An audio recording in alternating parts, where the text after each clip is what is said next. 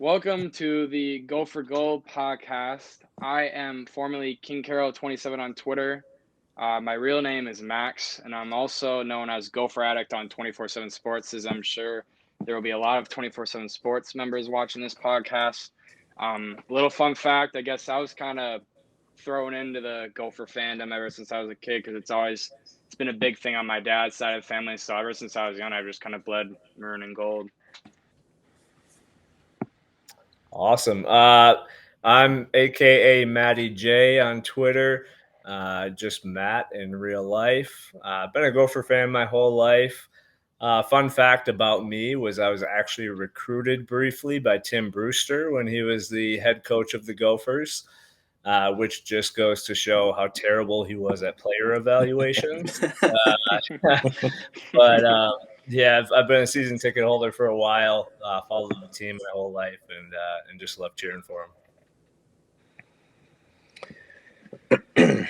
I will go. My name is Dane Mosier. My Twitter handle is @Daner. One of my nicknames since probably about a toddler.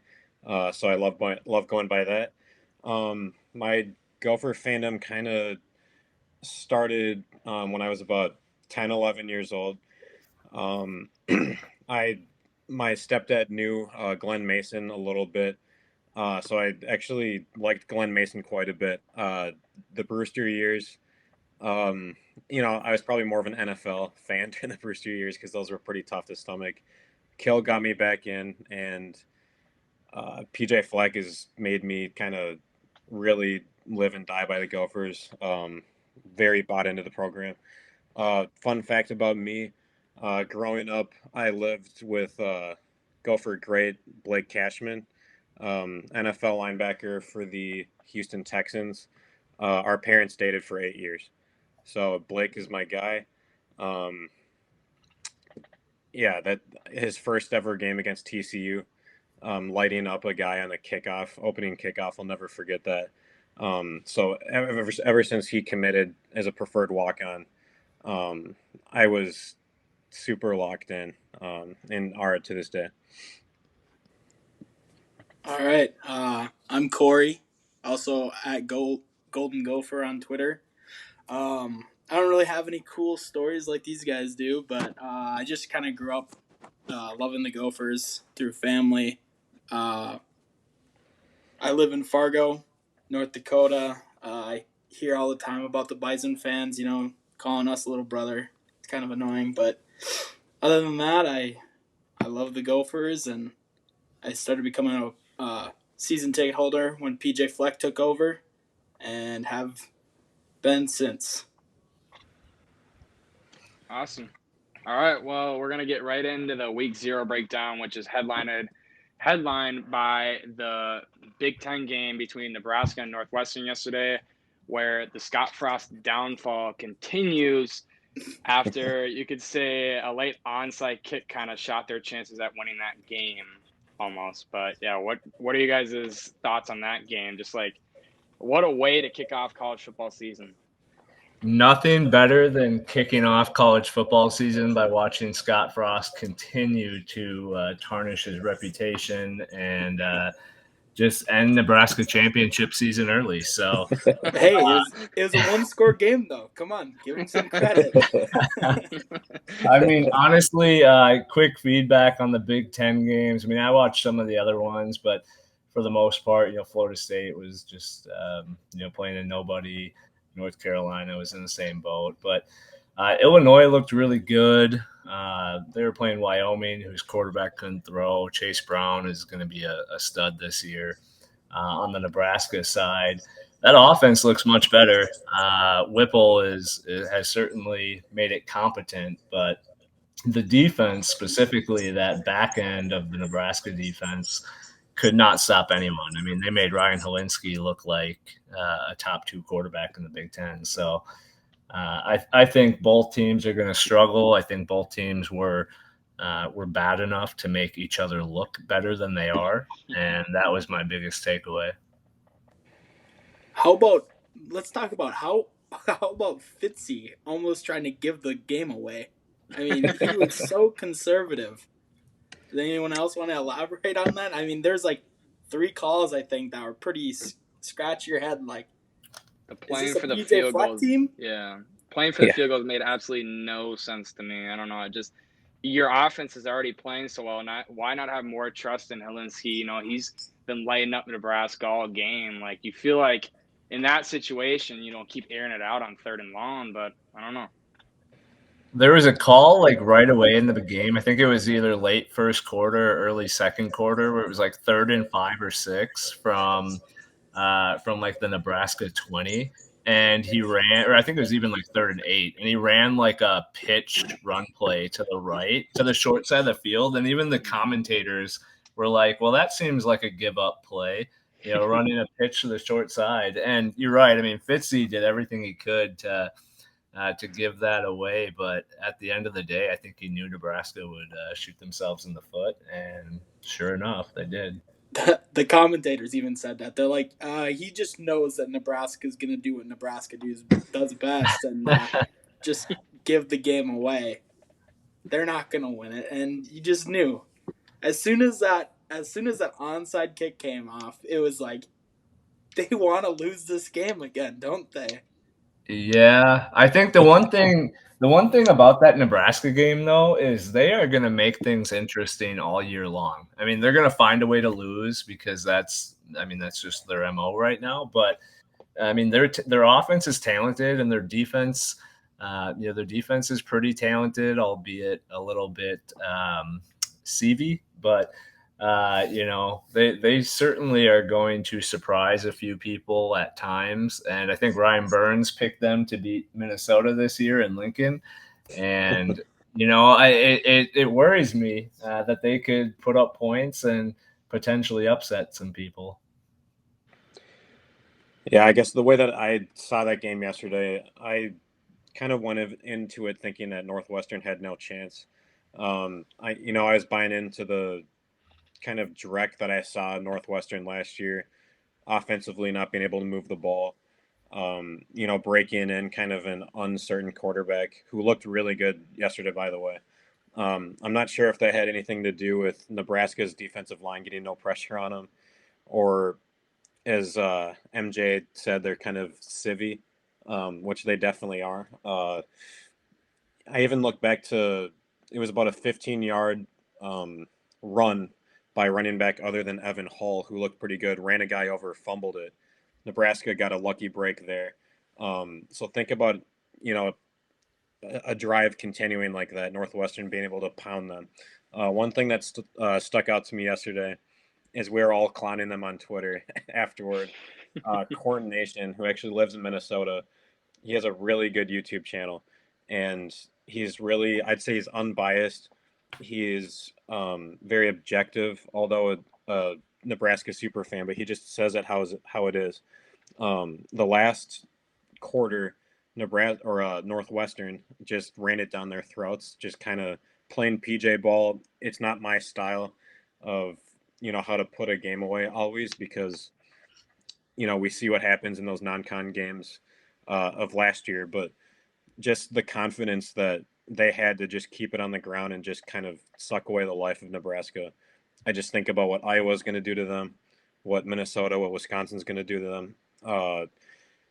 It makes it kind of seems like every time Nebraska loses, like it just kind of breathes life into the Big Ten West. Like, I don't really like to be a hater like that, but for Nebraska, I'm definitely wearing that hat. I think you can even throw Illinois into that group too after watching their run game yesterday, with Chase Brown, and they seem to have a decent offensive line with, Yep. with Brett Bielema as the head coach. I think Illinois will pretty much always have at least decent offensive line while he's under the helm there. But, another thing that really stood out to me was, they brought in that O'Shawn Mathis. I don't know if I butchered his name or not. And they have that Garrett Nelson, at edge. And it's just like, they were non-existent throughout the game. And I was watching some of the clips that their fans were uploading today. And you see Garrett Nelson getting just washed by an H-back, 5 yards into the backfield, and he's just out of the play. So it's just like, I don't know if mentally the front seven of their defense just wasn't ready for yesterday, or Northwestern's offensive line is just that good. I don't know. It'll be interesting to see those two teams throughout the season. For sure. And last thing before we move on to season talk, but no, let's give Northwestern credit too. I mean, they have this tendency to be good in even years and terrible in odd years. And it looks like it may be continuing. I mean, Helinski did look good. He had some massive windows to throw into, but they've got three very capable running backs in Hull, Claire, and Cam Porter, who's the guy who ran a guy over and fumbled. But Porter's back off an injury. Claire is shifty. He had a really nice catch in the first half. And Hull, I mean, he's just a grinder. He's been playing really well. So they could be a problem for teams this year. I see them going 7-5, 8-4, maybe if they continue to play that way and force people to beat themselves. So if that injury bug doesn't hit them, because I don't think that they're very deep. No, I don't think so either. But I mean, if they have this tendency to just play very conservative, almost boring football, and teams that aren't disciplined like Nebraska are going to beat themselves in that. And I think you could throw teams like Illinois and certainly some others into that mix. And hey, if they can sneak out a couple wins, they could be there in the fall. Yeah, 100%. Yeah, it'll be interesting to watch those two teams throughout the year. But into some off-season storylines, I guess the big one obviously is, with the firing of Mike Sanford last year, there's a big question mark as to where Fleck was going to go. And then I think bringing back Kirk Ciarrocca was actually kind of a shock to a lot of Gopher fans, including myself, because it seemed like, that ship had kind of sailed. So I'm very excited to see Kirk back in this offense, because I think it's something that Tanner needs badly. I think it's something the offense needs badly. It needs more balance again. And I'm really excited to see how this offense molds this season, especially with some key players coming back like Dalen Wright and Kristaps Mbille at receiver, and then you have some other weapons. So what are you guys' thoughts with Ciarrocca being back? How big of an impact do you guys think that will have on this offense? I'll take this one right away because I don't know, anyone listening to this probably knows me on Twitter. Last year I'm not the keen and easiest person on Tanner Morgan. And I will say I think Tanner Morgan will have a really good season this year with Ciarrocca back. I think Kirk just brings in a different element to the game with his X's and O's and the schematics compared to what Sanford had. I mean, Sanford, the route combinations were just awful in his tenure here. It was just pathetic to watch as a Gopher fan, and I don't know, just his philosophy to run the ball, and everyone would load in the boxes, and then there was nothing there. Once you needed to throw the ball, they knew. So it was just I don't know, having Ciarrocca back here, I think, gives Morgan a lot of just, I think he knows what he needs to do, and I think they're on the same page, and it'll be interesting to see what he can do now.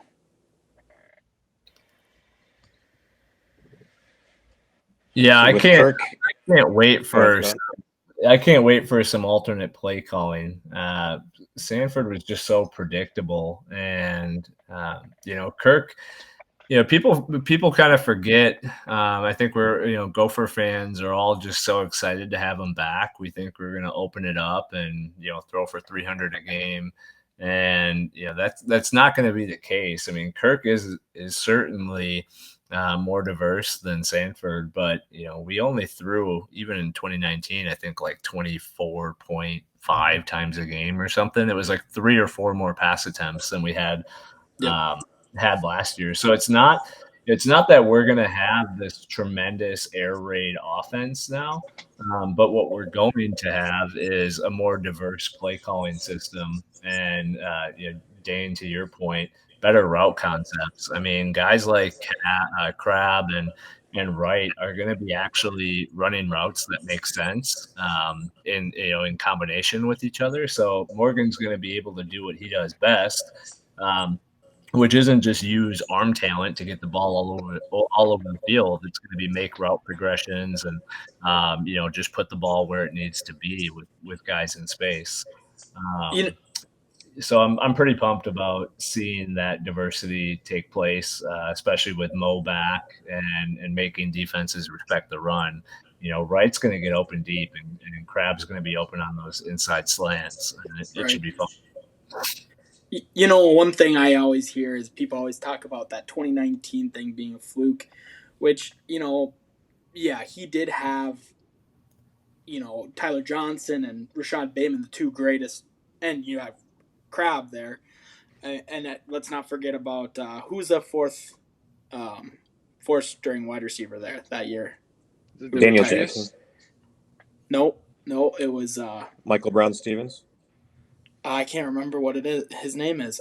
Anyways, they had good wide receivers, but I think this year is going to be just as good.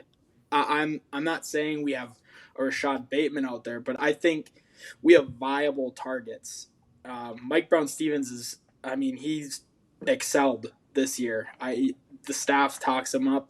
Brevin Spann-Ford has taken a big jump since last year, and I think he's going to get a lot of targets this year. And I think Dalen Wright's going to have a great year, and Chris Autman-Bell is Chris Autman-Bell.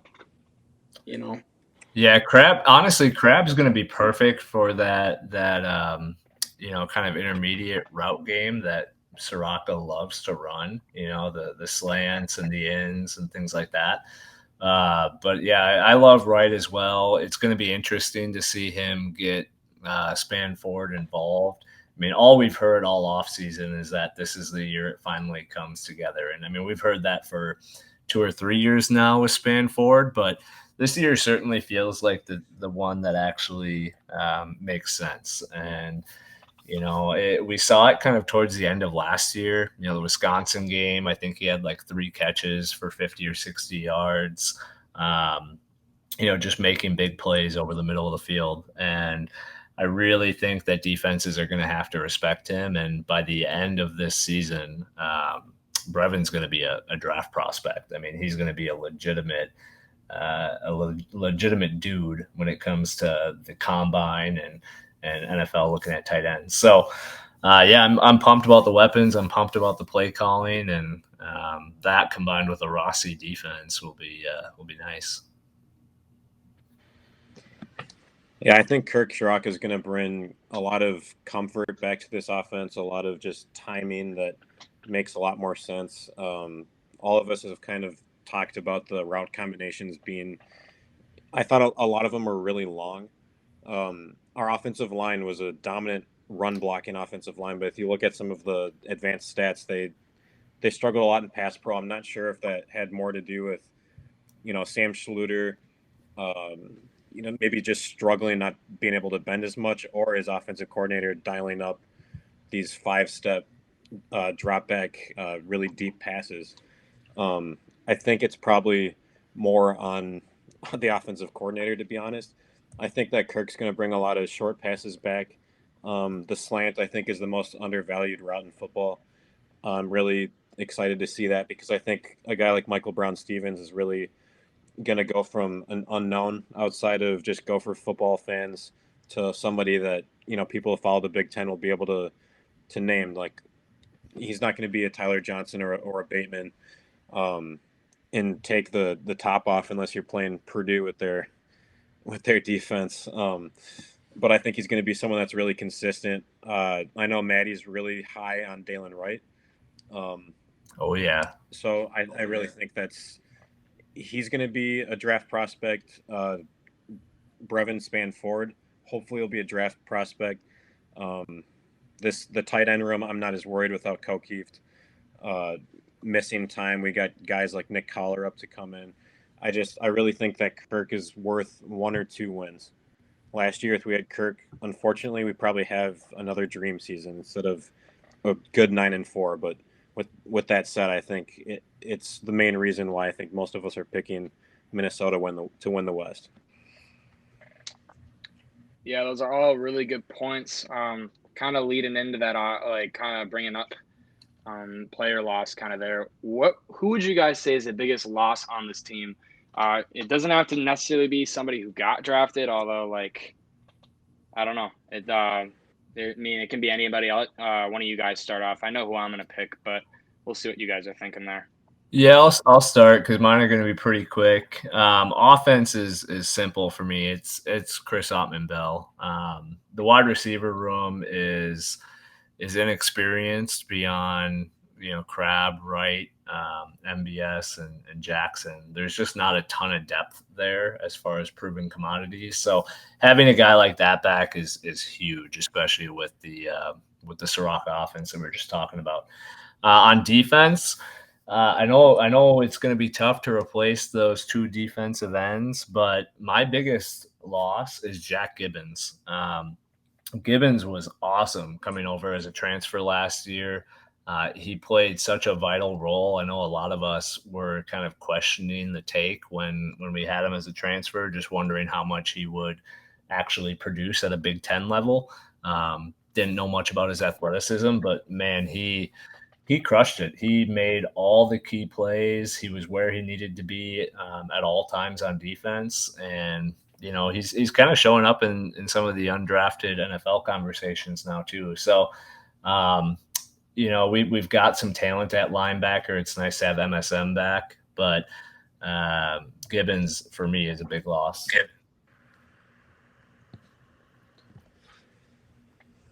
For me, I'll go Daniel Faalele offensively. I think mainly because our right tackle situation, Ryan Burns had three names in there: Quinn Carroll, Notre Dame transfer, Martez Lewis, who a big body who looked like he transformed, a lot of fat into muscle, and then the third guy being JJ Gade, who has missed a lot of time with injury. So you kind of look at these three guys. It looks like Martez Lewis is going to get the start at right tackle, but for the last 3 years, really, you could pencil in Faalele at right tackle, being able to be pretty good in pass pro, in the run game, just bury guys.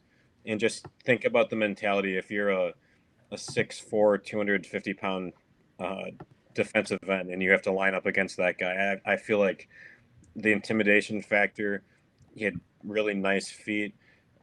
His bread and butter was being able to grind in the run game, which I think has gotten us pretty relevant. Again, the Big Ten, we're able to really run on anyone. It didn't matter if it was Ohio State, didn't matter if it was Wisconsin, Iowa, whoever. So right tackle. Defensively, I'm going to agree with Matty J. I think this is a really easy one.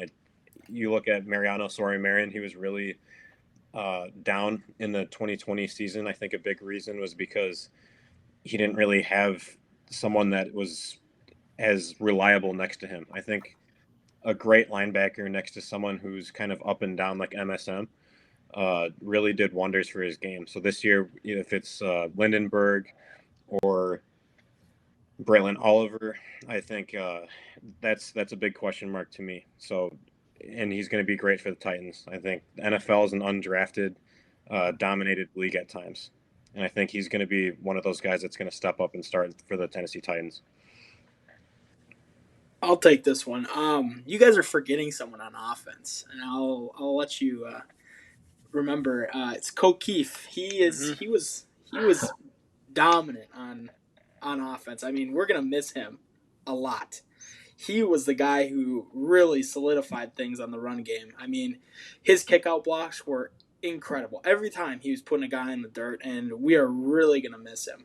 I know his dad Jerry pretty well. We tailgate with those guys, and they're a lot of fun. And he's just a great guy, and we're gonna miss him dearly. But on defense, I know this isn't very a flashy position, but at the nickel spot, Justice Harris came in, and he kind of was not good in his whole career. I shouldn't say not good, but he wasn't the greatest in his Gopher career coming into that last year, and he played that nickel position very well. I mean, he was physical in the run game. You basically put him in as a linebacker, and he did his role pretty good.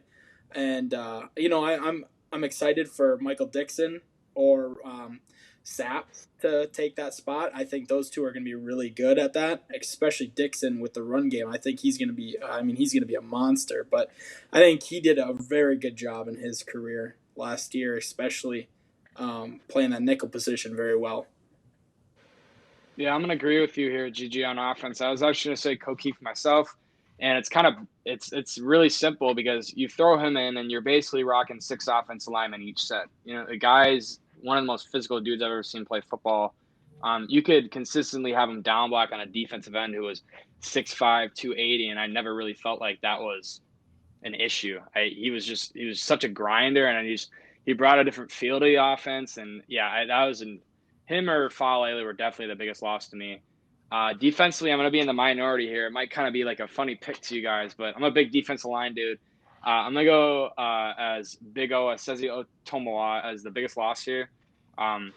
Mainly because I feel like there is a little bit of uncertainty at the 5 technique this year. You know, you have Jalen Logan Redding coming back, but then after him, you're like, while we bring in Lorenzo Sturgis, who he wasn't like super great at Vanderbilt. You know, you don't know what you're getting from him. And I don't know. I feel like it says he was pretty dang consistent his senior year. You know, he was really good run defender. I mean, he did his job and he consistently set the edge. And I think that's such a big part of just playing in the Big Ten West. You have to be really dominant up front. And I think he did his role really well.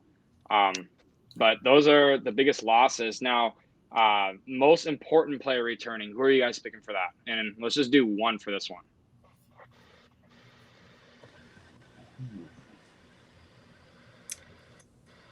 Well, I think Maddie already kind of did his, right? Chris Outman-Bell, I think, is a big one. I'm gonna go on the defensive side, and I guess he's not really. Technically, yeah, Jordan Howden. You know, Jordan Howden and Tyler Newman. You can kind of group them both together, I guess. But those two are solid back there. I mean, they're not getting enough credit. That safety room is solid. I mean, they don't miss tackles. They are very sound. They're making plays at last year, towards the end of the year, they were making plays at the line of scrimmage, or even Newman was playing behind the line of scrimmage. I think he had a couple tackles in the last couple games, and I don't know. I think those two are very good together, and they've been playing together for, this will be the 3rd year now, and I think that has a lot to do with it when you have dependability back there. Yeah, well, and I'll add one quick, since we kind of did touch on that, but I'll add one that we didn't say. How about our boy John Michael at center? Mm-hmm. I mean, one of the most important positions on the football field. You're losing 4 offensive linemen on a team that loves to run the ball and relies on a cohesive offensive line to do that. So having him back, possibly the best center in the entire country, if not the best. I mean, he's top 2 or 3 at worst, and so bringing him back to direct some of those inexperienced guys on the line, continue to move the pile, is going to be huge for this team.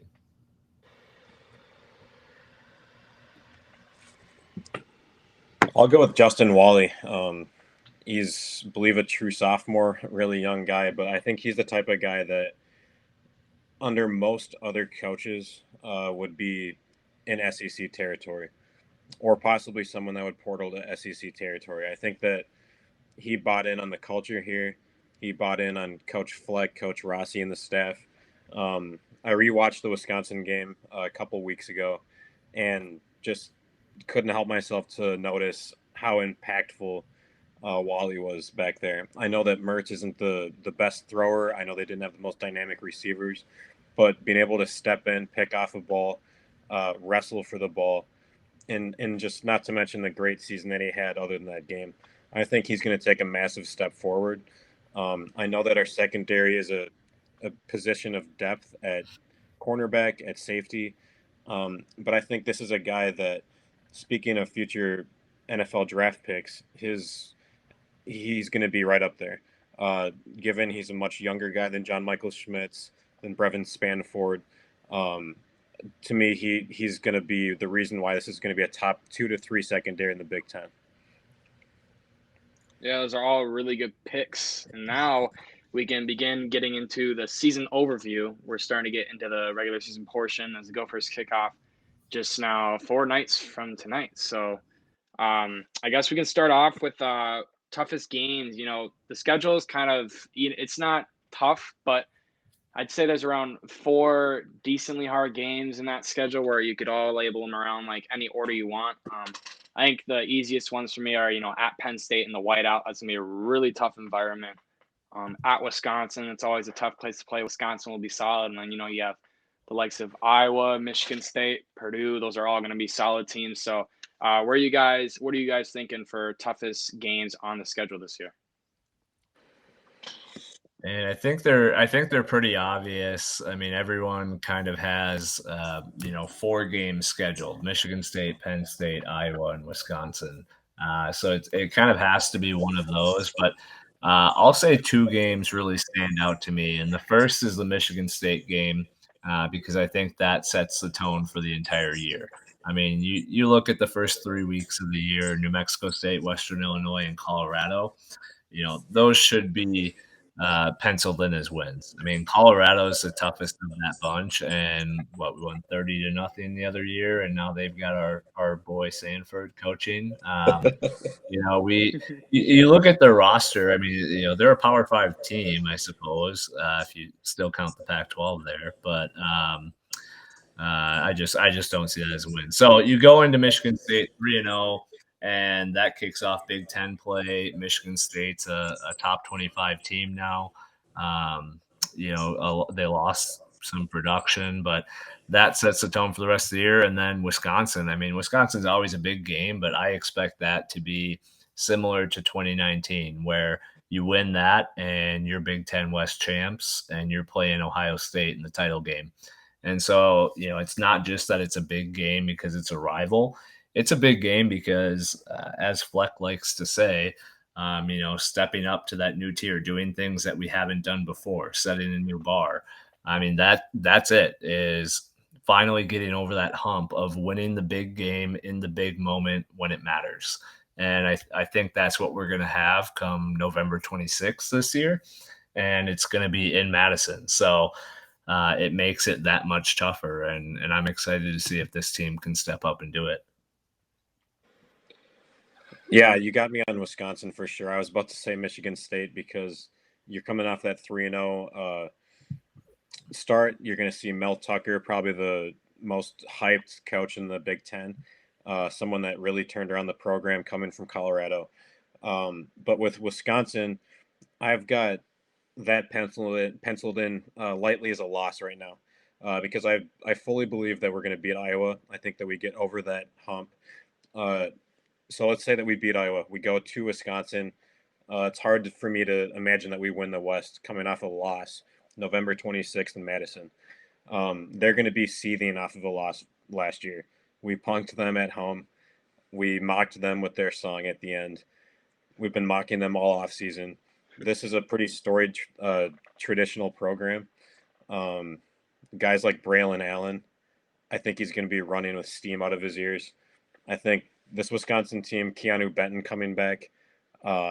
Thank God we have John Michael Schmitz, because Keanu Benton is a man on a mission. If you win that game, I think opposing fans have no reason to not take Coach Fleck seriously. I know a lot of guys don't like him because of, how he dresses or whatnot, but just coaching football wise, being able to step up to your rival programs like that, great programs like Iowa, great programs like Wisconsin, that could be a monumental win for us. Yeah, I agree with you, all of you guys, on what you guys are saying. But I'm gonna go the Penn State game. I think that's gonna be the toughest environment. I mean, that'll be the toughest environment we probably will see as a Gopher fan for. I mean, I don't even know. I bet that will be the toughest environment in program history that they'll go up against, just because the whiteout game that's their baby. I mean, I know a lot of Penn State fans were kind of mad that we got it, the Minnesota game. They're like, "What?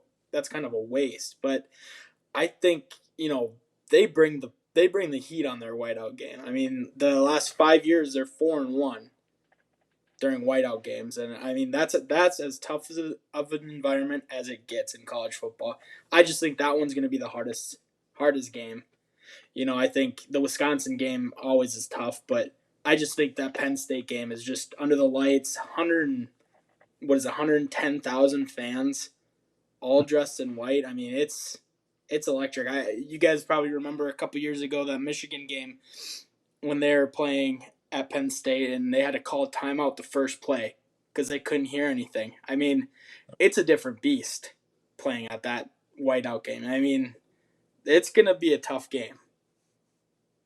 No, yeah, I agree with all your guys' selections. I mean, there's not a ton of tough opponents on the schedule, but those top tier teams are going to all be tough games. You know, you play Michigan State, Wisconsin, and Penn State all on the road.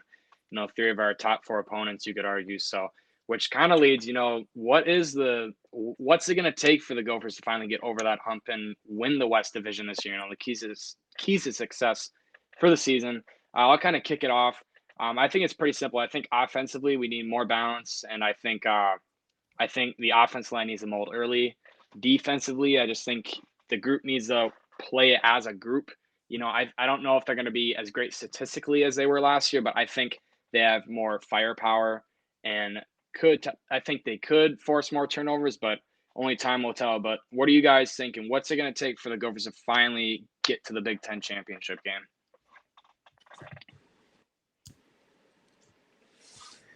For me, it's going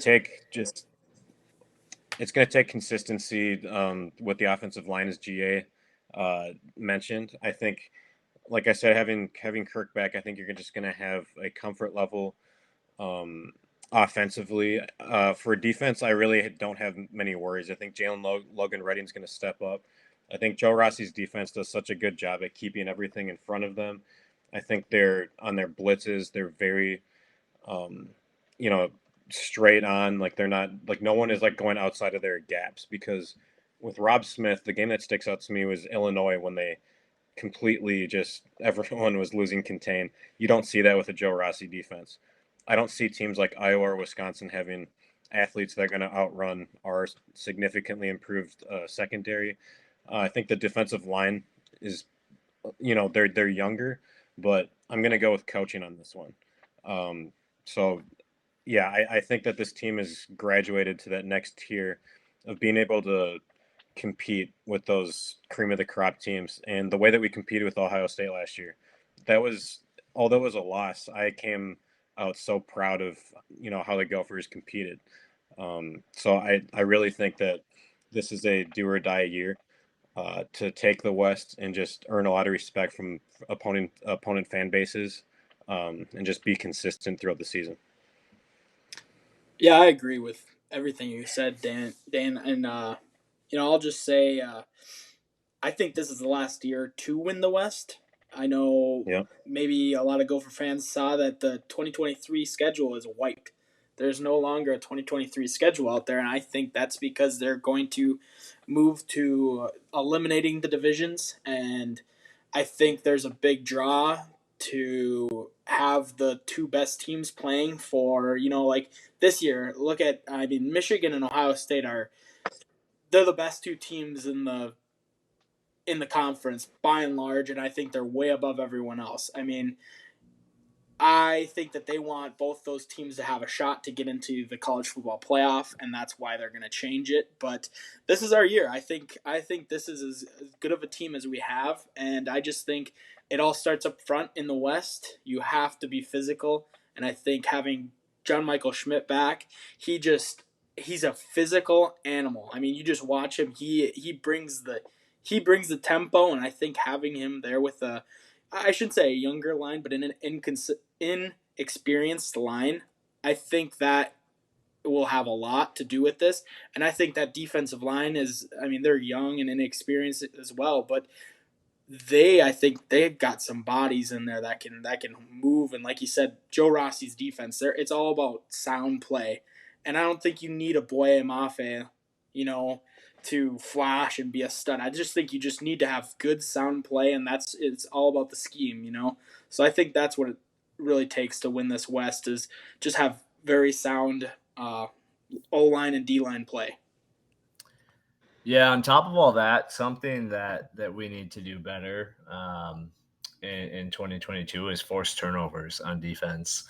I mean, we've got some players in the secondary now Dixon is going to be a monster, and he's going to wreak havoc. I think Newbin and Howden are amongst the best safety combos, not only in the Big Ten, but probably in the Power Five conferences. I mean, in terms of experience and talent, Newbin's an NFL talent. He's going to be a really, really good player for us this year.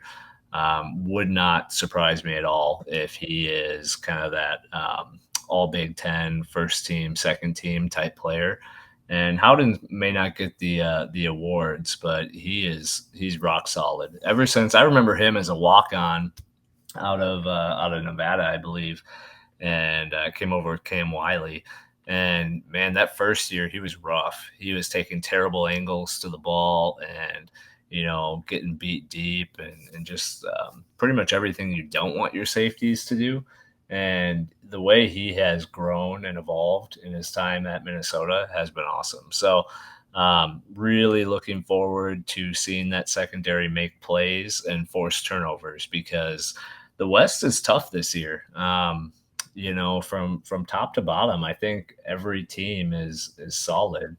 And there are teams that are clearly above. I think Minnesota, Wisconsin, and Iowa are in their own tier. But you're going to have to be able to force turnovers and be consistent on offense, move the ball, of course. That always is what you need to do to win. But those teams that make the big plays when they matter, turnovers, key third downs, we've got to be much better on third down this year. And I think we will with Soraka.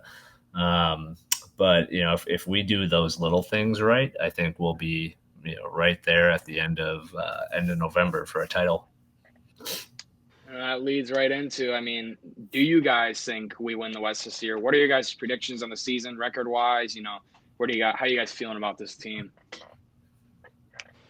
Yeah, I've seen some of your guys' predictions on Twitter already. I haven't put mine out yet. So I'll jump right in here and just put it on the record that I'm right there with you. I think we're 10-2 this year. I think we win the West. I think 11-1 is the ceiling, and I think the floor is I'm gonna go with a higher floor than others. I'm gonna say the floor is 8-4. I just think this team is way too talented. Has too much experience. I know there are some position groups that don't have experience, but overall as a team, in terms of returning production, we certainly have quite a bit of it. And the talent, there's not a real weak spot in my opinion. The offensive line has got some question marks. The defensive line has some question marks, but Ursary is absolutely going to lock down that left side of the line. JMS is going to lock down the middle. And on defense, you mentioned Jalen Logan-Redding. I'm a big Jaw Joyner guy. One of my hot takes this offseason was that Jaw Joyner records more sacks than Boye Mafe did last year. He's just a phenomenal pass rush talent, and I think teams are going to be playing catch up at the end of games. So I could see him get up in that 6 to 8 sack range, which would put him right up there. But you've got guys like Thomas Rush, Trill in the middle. The guy out of our transfer defensive tackle, I'm drawing a blank, Kyler Blau. Yeah, Kyler Blau. We've got some talent there. So you look at the lines where there are question marks. I think having watched these guys, seen them practice, followed their careers, that they're going to be just fine when they step on the football field. And our non-conference schedule allows them to get some game experience without too much concern and too much pressure. So I'm going to say 10-2, win the West, and lose to Ohio State in the Big Ten championship, and then play in a Rose Bowl. And depending on the person there, we can get to that one later. But I wouldn't be shocked to see us beat any team that's in the Rose Bowl this year. Man, that's an incredible prediction. That would, I can't even begin to imagine how happy people would be with that. I've got us at 9-3. I have us winning the West. I've got Iowa helping us out, beating Wisconsin, us, winning in like a 3-way tie. similarly to, I believe it was 2019, how it was like a three-way tie up there with us not being able to claim a Big West championship, Big Ten West championship. But I think Manny made a lot of really great points. Ursary should be an upgrade over Sam Schluter on the left side. JMS, I think if you centers are always the ones that are the leaders. They're making all the line adjustments. He's got so much experience with Tanner Morgan, who we've all said is going to be more comfortable with this scheme. He's going to be more productive, getting the ball out quicker. And just props to this defense. I think this might be Joe Rossi's last year coordinating this defense. And if it is, I think we'd all be extremely happy to see his parting gift be a Rose Bowl championship. Quick interjection there. I would, enjoy. yeah, quick interjection. I think we can pretty much assure ourselves this is his last year, which is great for him. I think. I mean, I'm honestly a little bit surprised he's still here after last season. Yeah. He was getting some real interest. So yeah, we should enjoy him for these next 12 to 14 games, and wish him well on the way out. I mean, that's part of the PJ Fleck coaching tree. A lot of these guys, like one comes to mind, Mo Lindquist on his original staff, I think played a big part in getting kind of these top tier guys. I think Rashad Bateman, and then he went on to Texas A&M and just massive success, to just name one guy in particular. So it's cool to have a head coach that believes in coaching trees, came from the Jim Tressel tree. We're in a very good spot. I think 9-3, I might be selling them a little bit short. That is with Michigan State and Penn State being losses. That's what I believe right now. But I think we take care of business. I think fans are extremely happy with the result. Whether we play Utah in the Rose Bowl, USC, or Oregon, I think those would be the likely three. I don't see a reason why we couldn't beat any of those three. So 9-3, Big Ten West champions. I'm drinking the maroon and gold Kool-Aid for sure. I think we all are. I'll step in here, and I am again drinking the maroon and gold Kool-Aid. I have us at 10-2. I just think this is the most complete team in the West by far. Like, you look up and down the roster. I mean, we just saw Nebraska just get. I mean, they got Northwestern was supposed to be one of the worst teams in the conference, and they just hung up 31 points on them. I mean, you go to a team like Minnesota, Wisconsin, Iowa. They're going to be physically shot by the time that they have to play us in that stretch.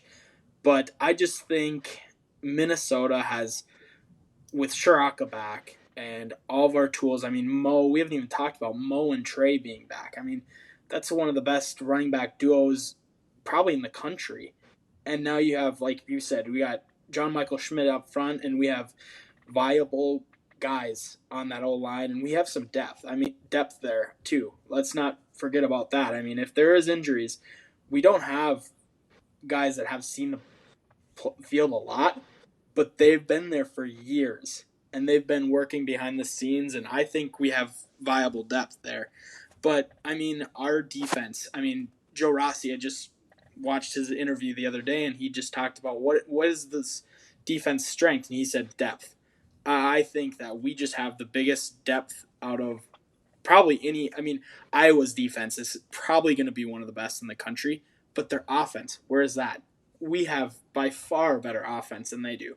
I just think that there is not a better team in this division than us. I mean, this is our year for sure, and in my opinion, I have us 10-2, losses to Penn State, tough environment. I just think that's going to get to us. It's tough. I mean, they don't lose those whiteout games very often, and they beat teams like Ohio State there. It's just, you listen to Joshua Perry, who was an Ohio State alum. He said that was the hardest environment to play in. He said, you just taken away playing at a whiteout Penn State game. And then I have us getting over the Iowa hump, but I have us losing to Wisconsin at the end. But it still hasn't us enough to win the West. And I see us going to the Rose Bowl, because I have us going to the conference championship, not to play Ohio State, but to play for the jug. I see Michigan beating Ohio State. I see us playing for all of our rivalry trophies this year. I think it's viable. I mean, sure, it's viable, but I actually think Ohio State might be the best team in the entire country this year. I don't see anyone slowing down that offense. Trey Henderson, JSN, who was a one-time Minnesota recruit. You know, he wasn't committed, but we were trying to throw our hat in the ring there. I think PJ was his first offer, if I remember correctly. He was very early on because we were recruiting Jacob Clark at the time, quarterback. And I remember he was rated like a back end top 250 prospect in the country. And man, he just kept blowing up, you know, high class Texas high school football. And I mean, the kid's phenomenal. You know, what he's doing at Ohio State now is incredible. But Ohio State's offense this year is on a totally different level. Marvin Harrison Jr. They've got a really intriguing tight end prospect at G. Scott and Emeka Egbuka or something like that. I'm butchering his last name, but he's super talented wide receiver as well. They probably have one of the best wide receiver rooms that we've seen in quite some time, and I mean that's including some pretty intense Alabama wide receiver groups lately. So we're going to look back on that and see those guys play in the NFL. So Michigan getting over the hump there would be impressive to me. Mr. Indecisive, start one quarterback week 1, start one quarterback week 2, Jim Harbaugh. I have a hard time believing that they're going to keep up. So we'll see. I just see Michigan being super physical. I just see them being a will team. Come November, they play them at the Shoe. So that's a tough environment for Michigan, but I just see them willfully just dominating in the trenches. Who's going to be that guy though? Because that was Aiden Hutchinson. Like that was, I don't know if you guys watch Hard Knocks, but you see Aiden bringing it to the Detroit locker room already. I mean, that man works, and he was the heart and soul of that Michigan defense last year. I mean, obviously they have dudes still, like they're good. They're going to be a top 10 to 15 team in the country. But I mean, I just don't know, when you lose a guy like that on defense, are you going to have the same passion that they played with last year when they, you know, Aiden Hutchinson's the whole reason they beat Ohio State last year. That's the only reason. He wreaked havoc on CJ Stroud and was just awesome the entire game. So losing a guy like that is going to be tough to overcome for that defense. They do have that Mozzie Smith returning. I know he was like listed as one of the top college football freaks. I think he had an insane amount of 225 bench reps, and he's pretty quick for his size. So it's a little different because Aiden's an edge, so he has more opportunities just to tee off on the QB, where Mozzie's an interior. But I mean, you never know on that defensive line. Michigan constantly brings in really good talent, so you never know there, I guess. But kind of bouncing off all you guys, I'd say I'm going with 10-2 this year too. I went to a few practices this year, and I just kind of wanted to reaffirm how I felt about the team, and it actually made me even more confident. They're so deep at so many positions. There are some question marks, but I trust the staff. I think we are going to be a really good team this year, and I actually have us beating both Iowa and Wisconsin. I think we lose to Penn State. And then I think we either lose to Michigan State or we slip up somewhere. I also think we could lose to one of Wisconsin and Iowa. I do think we will split that series at least. And I think we are the most complete team in the West this year. But I also think you can make the case that we were the most complete team in the West last year and in 2019, and we still failed to win the division. So you never know. I guess I just think I really hope this is the year because, I know you guys mentioned that this could be the final year to win the division. So. Well, here's a name. Oh, I was just gonna say here's a name to keep an eye on with that Wisconsin comment. They've got a wide receiver named Skylar Bell, and he's getting a ton of hype out of camp. And if Wisconsin somehow develops a wide receiver, it's a huge what if given their history here. But if they develop an actual playmaker on the outside, watch out, because Braylon Allen up the middle, they're always solid on defense and in the trenches. If they get a playmaker, I don't care if Graham Mertz is just an absolute bust of a quarterback. A difference making wide receiver like that can elevate them to a new level. So, and they did get a new coordinator too. Yes, on the offensive yeah, Bobby side. Englund. Yep. So I have a feeling that that they're will be going a to big change hit. a little thing, their offense a little bit up. Yeah, if some Wisconsin fans for some reason listen to this podcast, let me know on Twitter if you think Skyler Bell is important to your offense, because I've heard his name a few times. I've followed him. I've seen some pretty wild catches that he's been making. So, I'd love to hear the inside feedback. All right, well, that leads us right into game week, as we are officially in game week. New Mexico State comes into town, and a very familiar face comes into town, old Jerry Kill, who coached for the Gophers from 2011 to 2015 when he stepped down due to health issues. They lost to Nevada last night. I didn't get to see that game much, but this is a really, really bad football team. Probably like worse than Bowling Green last year. I think you could say pretty easily worse than Bowling Green. Bowling Green was not in this tier. Bowling Green was like 2 tiers ahead of this team. Oh, yeah. They brought in like 46, something like that, new players that weren't even recruits from the prior staff. Like, this is just a completely rebuilt team. Like, this is going to be a huge rebuild for Kill and company. And, yeah, I'm very excited for this game. Just, because obviously the first game, but I want to see, how fans react to Kill coming back and just all the memories. So let's get right into it. How are you guys feeling about this game? What are you guys looking out for? What are you guys thinking? I want to see if Jerry shakes his hand. It's funny that the game itself should be. I mean that should be over before it even begins on paper. I mean, obviously you play the game for a reason, but when your biggest storyline is not what are the matchups, how will we win? I mean, all anyone can talk about is Jerry Kill returning and his comments on shaking PJ Fleck's hand, which thank God we have a coach like PJ who is just man enough. Well, with all this stuff in the background, PJ just steps up and is like, yeah, I've shook every coach's hand that I've ever, played against. I'm going to shake Jerry's hand. And he continues to rise above kind of just that low grade trash that Jerry Kill is throwing out there. So, no, I think it's going to be a blowout. PJ doesn't run up the score, so I expect something along the lines of 38-7, 38-10, something like that. But I think we'll wrap it up and move on to week 2. Yeah, I'll take over. I watched a little bit of New Mexico State and Nevada. I actually kind of watched a little bit back today. That football team is terrible. They can't get anything going. Nevada was not good either. I think it was just 2 bad teams playing against each other. They have kind of a quarterback controversy too. They had 2 quarterbacks going, and between the 2 of them, they threw 4 interceptions.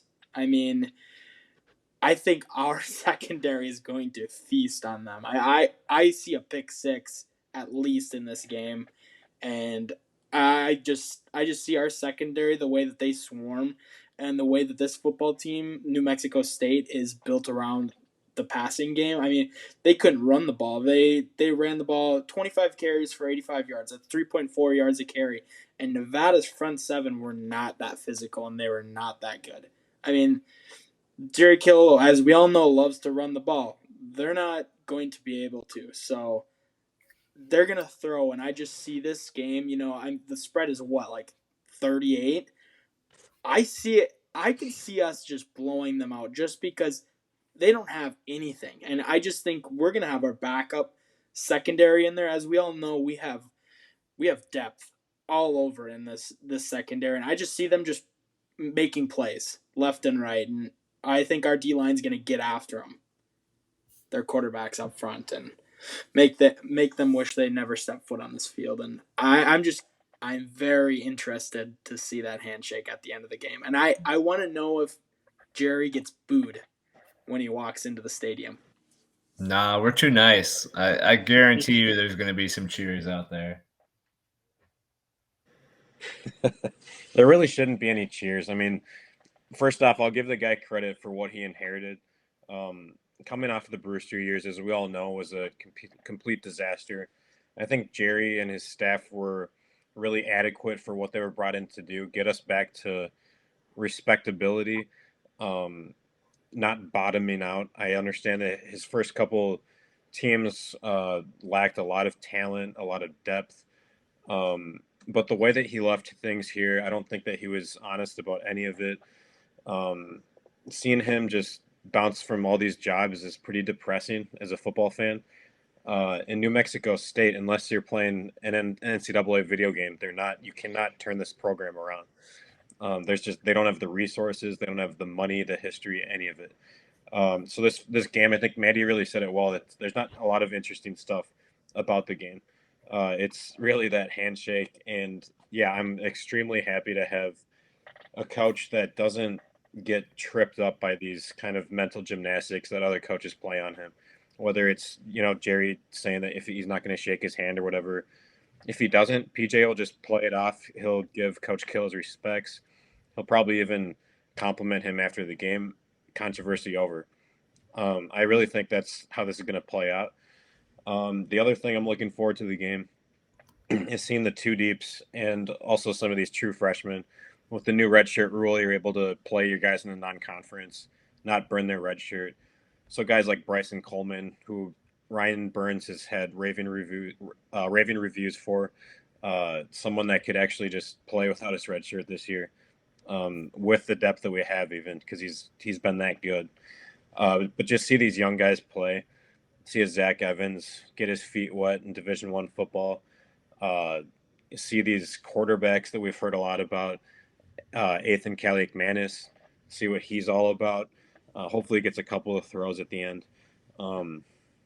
That's really just what I'm looking for. And then lastly, just no injuries.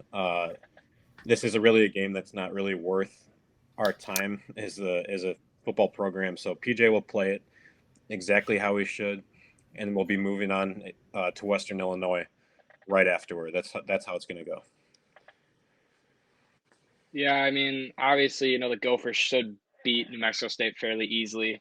I still a little now. I've become a little conservative when predicting these non-conference games because it's just the same story every year where Fleck is just so conservative and the running the ball 90% of the time and just chewing the clock, and you barely escape with a victory. But I'm hoping, and I don't think that will be the case this year. I think we win big. I don't have an exact score prediction, but I will take New Mexico State on the line. I do not think we beat them by 38 points because I just don't think I don't know. I think we'll be a little bit more conservative. I don't know. I don't think New Mexico State will score much, but I also don't think we're going to be lighting up the scoreboard with 56 points. So it's such a safe bet to bet on big spreads against PJ. He just does not. He sits on the ball forever. So it's such a safe bet. Yeah, for sure. Yeah, but I am very intrigued at what Kill is going to do with the handshake. I think Fleck will go out there, but I would not at all be surprised if Kill just takes off to the locker room at that point. But we shall see. But how much do you guys think Mo Ibrahim's going to play against New Mexico State? And I mean, even for that matter, for Western Illinois and Colorado. I mean, in games we have in hand, coming off that Achilles injury, I know Mo is expected to be like that 60% of the work throughout the year, but I could see him getting way less work for the first few weeks.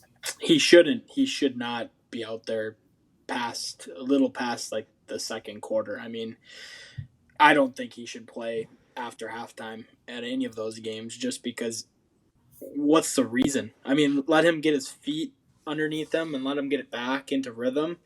But once he's got that and we got a good enough lead, take him out. Let's let someone, let's let these other guys. I mean, we have Trey Potts coming off an injury. We have Williams coming off an injury. I mean, we got to get those guys ready too. So I just see Mo just playing a couple snaps. I probably like 12, 15 snaps in those games, and that's it. Yeah, I think that's kind of where I have him, is maybe a few more snaps than that, but I see him getting more like 10 to 15 touches. And just, I mean, Mo is a guy who could take the rock 30 times without really even breathing all that heavy. I mean, we saw him do it. What do you have against Ohio State? Like 23 in the first half, first 2.5 quarters of football. I mean, the dude is just an animal, and he works harder than anyone. So, yeah, I see him getting like 10 to 12, 10 to 15 touches, probably going like, 10 for 107 and 2 touchdowns, and then just taking a seat in the second half.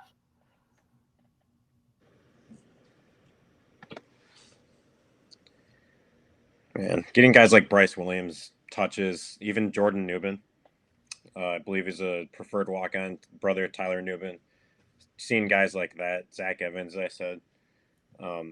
Colorado, I think you want to play Mo in the second half. I don't think that Colorado's going to just break as easily as we think. But if that is the case, Mo he's built for Big Ten schedule. We don't need to. The staff isn't going to second guess this. Running back, that's one thing that I really like about college football is you can name 5 running backs on a roster. The 4th or 5th guy could end up being a star, just like last year. Frustrating with the injuries, but watching Bucky Irving, watching Kai Thomas, all these guys just fill in. Trayson Potts for I think 500 yards. That was a super unique thing. So Mo does not need to be tested much at all in these 3 non-conference games. Yeah, I agree. But, you look at it and there's not a ton of depth at running back. And, you're still trying to break in some other dudes who just came off injury. So it will be interesting to see how they split up carries. I think we might see Zach Evans for a few non-conference games too. So Zach's going to be a star. I think you're going to see him a lot these first 2 weeks once the score gets out of hand. You're totally right, Jay. I mean, there isn't a lot of depth. You've got 3 guys returning off of injury, so you kind of want to take it easy on him. But if you give Mo 10 to 12 touches, you give Trey 8 to 10, and Bryce 5 to 7.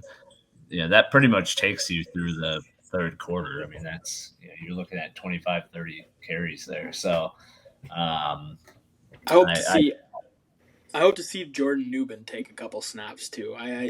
I've heard he's having a really good camp. That'd be fun. I'd love to see. I mean, the Newman family is really cool. Shout out to them. They're great people. They're very interactive on Twitter. And Tyler's just been such a good representative of the program. So big fans of theirs. It'd be really cool to see Jordan do well. And that kind of leads us in. We can close out this podcast with a hot take. Everyone can give their hot takes. I'll start off. I think the defense this year statistically will not be better than the 2021. So this isn't really a super hot take. But I think statistically it won't be better than the 2021 defense, but I think as a unit, it will cause more havoc. And I think the defense itself will actually be just better play style wise and just like more athletic and on terms of that. So I think this defense will actually be better than last year's, not in terms of stats, but. I got Tanner Morgan rebounding to near 2019 form. I think the questions about this wide receiving core, justifiably so, being a little bit unknown, I think is a little bit overrated. I have a lot of confidence in Michael Brown-Stephens. Daniel Jackson, I'm more unsure on, but it sounds like he's going to be out the first 3 games of the year, and we're not going to need him, hopefully, for any of those games. But I think Tanner Morgan is really going to channel just a lot of this confidence into having a super good year. He's going to have like a 3-to-1 touchdown interception ratio. I think that's more of kind of what he is. Remember that pick six against Wisconsin last year? Stuff like that, I don't think is going to happen this year. I think he's going to be on schedule with all his routes. I think he's going to be on the same page with every single guy. Um, and he's going to be the biggest reason for this offense to hum this year. I think the passing game is just going to be completely under control. And that's going to lead us to where we think this team's going to go. So I'll play off of that one for my 2022 hot take. I said this after watching Wright make that catch against Ohio State in Week 1 last year in the back of the end zone, that he was going to be a star. And I will say Wright leads our team in receiving yards for 2022, where the popular take is obviously Chris Ottman-Bell. That's not to take anything away from him, to Daner's point. I think Tanner has a big rebound year. I think the passing offense as a whole improves. So I still think Crab has a really, really solid year. But I think Wright is so physically gifted. And I think in Kirk's offense and with the respect that teams are going to have to pay our running game, you're going to see Wright gashing teams for big chunk yardage and making those plays down the sideline and in the end zone. So that's my hot take is Wright leads the team. I am going to go with I think the defense. I'm going to go with Rush, Thomas Rush. I think that he, a lot of fans don't think that he is, good. Like they always kind of flash over him. I think that that's just a dumb take. I just think you're just saying that just because you remember the 2020 season where he struggled. But I think that Thomas Rush is more technically sound than Boye Mafe ever was. Like I think Boye was a stud for us come passing downs, but he struggled very hard setting the edge, taking his reads. He'd miss assignments a lot. And I just think that Thomas Rush will take it to another level, and I think this D line will benefit because of him. And I just think that his background as a linebacker is underrated because you can use him in packages where you're on a blitzing down, you can drop him into coverage. I mean, he's very good with that. I just think he's going to be the leader of this defense this year. That's my hot take. Is I don't think statistically he will lead this team, but I think he will be someone that you'll be like, wow. I mean, he's a difference maker when he's out there. And then on offense, I will say Kirk Straka's his return back because Kirk, obviously under 2019 he was amazing with Morgan and what they had, just their schematics. But I think also it's very underrated that he had a year to kind of just take off. I mean, he was an analyst for West Virginia, and I think when you're an analyst, you get time to just kind of dissect the whole, defense side of the ball, like how things are changing in college football, how the NFL's changing. I mean, it's constantly changing, and you get time to just dissect that. And I'm looking forward to what Kirk changes, what he used to have. I think everyone thinks you're just going to go right back into the RPO. I think he's going to do a lot of things to get certain players the ball, like Brevin Spanford. I think you'll see Mo and Trey Potts getting the ball, getting spread out as he uses as a wide receiver, and I just think that his return is going to be huge. All right. Well, we appreciate you all watching the debut of Go for Gold podcast. We're very excited to keep bringing you guys content throughout the 2022 football season. Should be a great year for Gopher football and just Gopher sports in general. And roll the boat, Sky Ma, and go Gophers.